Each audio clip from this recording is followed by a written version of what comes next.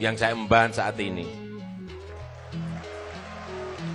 Terus melakukan perubahan-perubahan, gerakan-gerakan perubahan untuk memajukan negara, untuk memajukan bangsa kita.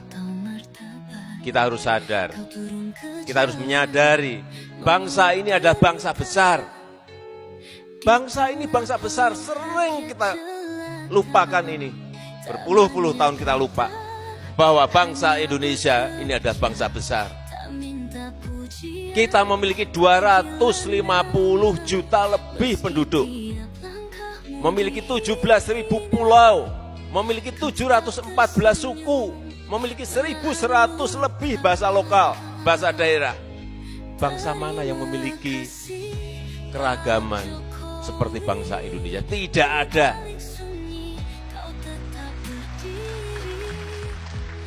Saya tanya kepada Dubes Singapura, Singapura berapa memiliki suku? 4. Indonesia 714. Saya tanya ke Presiden Ashraf Ghani Afghanistan, berapa suku yang dimiliki Afghanistan? 7. Indonesia 714. Ini negara besar.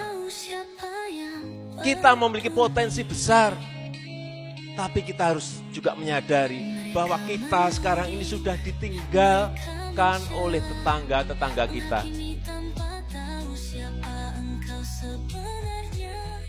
Singapura kita ditinggal, Malaysia kita ditinggal, Vietnam kita juga sudah kalah. Kalau kita tidak cepat-cepat lari, cepat-cepat berubah, ingin perubahan baik pola pikir, etos kerja, produktivitas.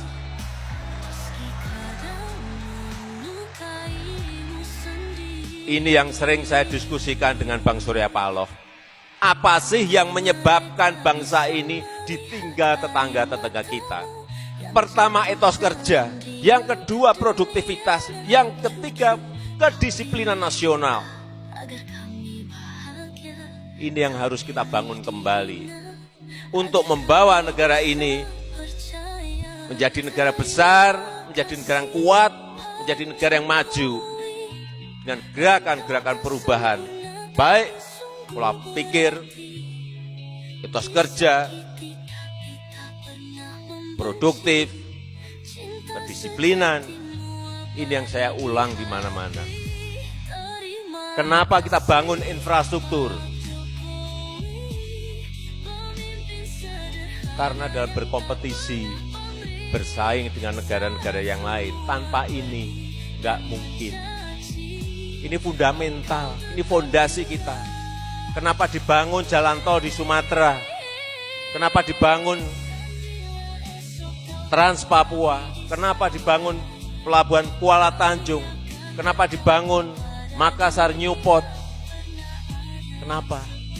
Untuk persaingan, untuk memenangkan persaingan, untuk memenangkan kompetisi, bukan yang lain-lain.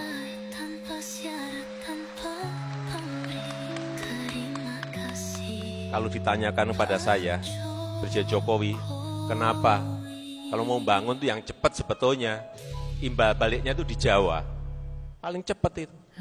Secara ekonomi cepat masuknya, secara politik juga imbal baliknya di Jawa. Tapi saya katakan tidak. Kenapa dibangun Trans Papua?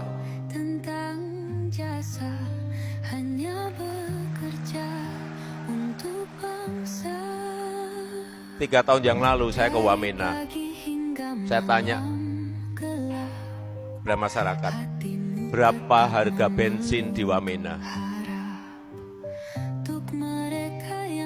Rakyat mengatakan pada saya di Wamena, harga bensin di sini Pak 60.000. Kadang-kadang kalau pas cuaca nggak baik bisa jadi 100.000. Di Jawa 6.450. Saat itu juga saya perintahkan kepada Menteri, saya mau bensin di sini harganya sama dengan di Jawa.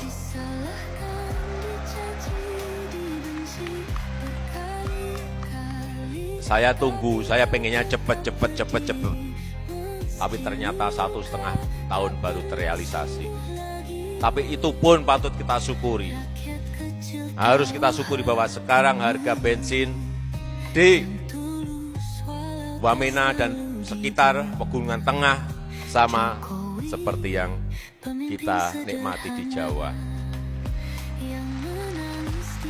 Bayangkan di Jawa kalau naik 500 perak saja demonya 4 bulan. Di sini naik 1.000 perak saja demonya sampai 6 bulan. Saudara-saudara kita yang di Wamena, yang di Pegunungan Tengah, harga 60.000 diem bertahun-tahun.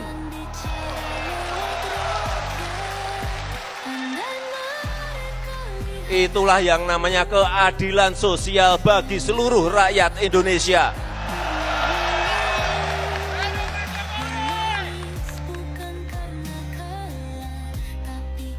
Kita sering tidak memiliki perasaan-perasaan seperti itu.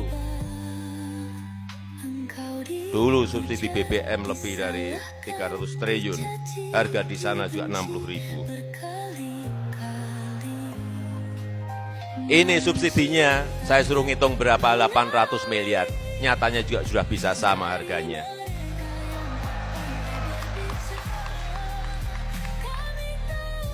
Ada yang bertanya lagi kepada saya, kenapa jalan Trans Papua itu dibangun?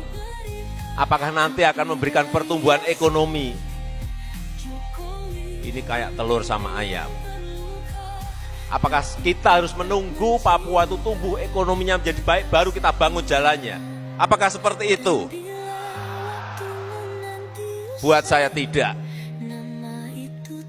Dibangun jalannya dulu. Dan kita harus meyakini bahwa pertumbuhan ekonomi itu akan berjalan. Bisa cepat, bisa tidak cepat. Tapi harus dibangun. Ini sekali lagi juga bukan karena yang lain-lain. Ini adalah pemerataan, ini adalah keadilan sosial bagi seluruh rakyat Indonesia. Kalau sudah membangun seperti itu, jangan memakai hitung-hitungan untung dan rugi.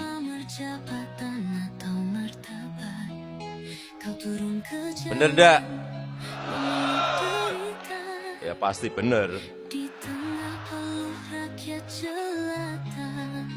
Yang kedua, 3 tahun yang lalu, saya pergi ke perbatasan-perbatasan kita.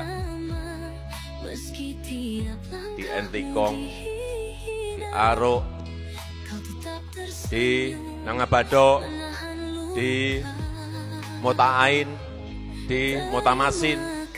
Saya bandingkan perbatasan kantor perbatasan kita, misalnya di Mota Ain, dengan tetangga kita di Timur Leste.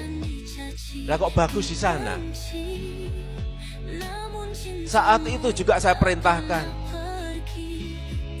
kantornya kayak kantor kelurahan. Saya perintahkan saat itu pada Menteri PU, Menteri, saya ingin 2 minggu kantor-kantor ini dirobohkan. Saya ingin kantor-kantor kita, pos perbatasan kita 3 kali lebih baik dari yang di sana. Ternyata kita juga bisa melakukan itu. Sekarang coba lihat, dulu, ini katanya dulu, orang-orang kita di Kabupaten Belu, kalau mau foto, mau selfie, pergi ke tetangga. Sekarang kebalik, dia yang pergi ke kita untuk foto selfie. Di Entikong juga sama, saya ketemu masyarakat dari negara tetangga kita, Malaysia. Begitu jadi, Entikong jadi, pos perbatasan kita jadi, mereka menyampaikan, Pak, pos kita sekarang kalah jauh dengan Indonesia. Artinya apa? Ini bukan apa-apa, ini bukan masalah pos, bukan masalah kantornya, tetapi ini ada martabat, ini harga diri bangsa. Sekali lagi bangsa kita ini bangsa besar. Indonesia ada bangsa besar, negara besar. Kalau saya dengan cara apapun akan saya bangun lebih baik dari negara-negara tetangga.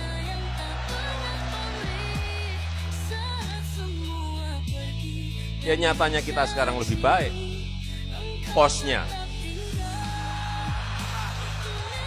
Tetapi sebentar lagi infrastrukturnya, sebentar lagi nanti dengan pembangunan sumber daya manusia yang baik juga akan lebih baik dari negara-negara tetangga kita.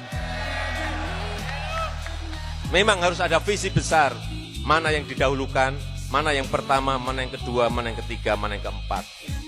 Harus ada rencana besar, jangka panjang.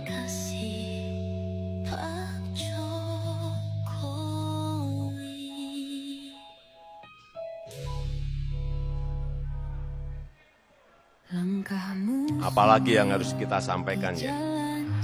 Tahun depan, nanti kita kan dana desa sudah digelontorkan selama 3 tahun ini, 20 triliun. Tahun pertama, tahun kedua 47 triliun, tahun ketiga 60 triliun. Ini sebetulnya untuk apa? Larinya kemana sih? Kita ingin agar peredaran uang yang ada di bawah, yang ada di desa, yang ada di daerah itu semakin besar.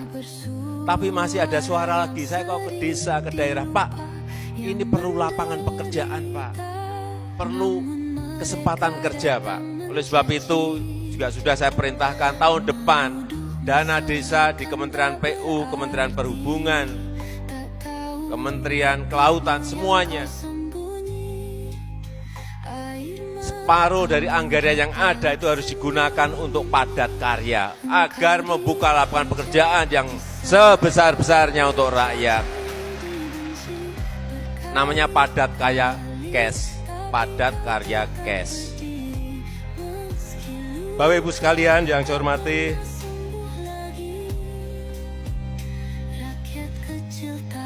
sebentar lagi akan ada pilkada tahun depan.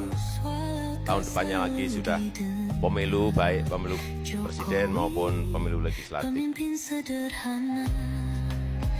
Kita ingin suasana di negara kita ini harus tetap tenang. Masyarakat tidak boleh terganggu adanya proses-proses demokrasi yang ada di negara kita. Ekonomi juga jangan terganggu karena adanya pilkada, karena adanya pilpres.